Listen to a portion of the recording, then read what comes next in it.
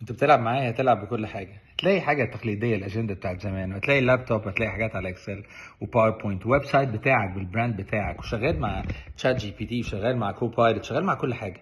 بس مش بس كده، مش بس الادوات، انت لازم يكون عندك مهارات فعاله للغايه هتفرق معاك في كل حاجه بتعملها. هتخلي الوقت اللي انت بتستخدم فيه اي حاجه بتخلص وقت اقل بكتير جدا. هتخلي الطاقه اللي بتضيع عشان تعيد وتزيد تفهم حاجه اقل بكتير جدا. هتعرف توصل للمعلومه، هتعرف تعرض المعلومه، هتعرف يعني ايه تعمل ريبورتنج مظبوط.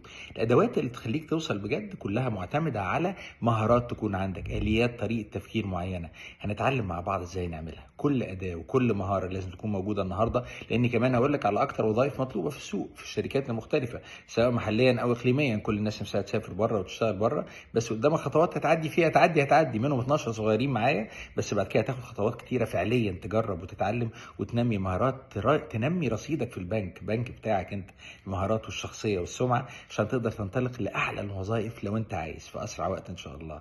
ابدا من النهارده، انجح اكتر.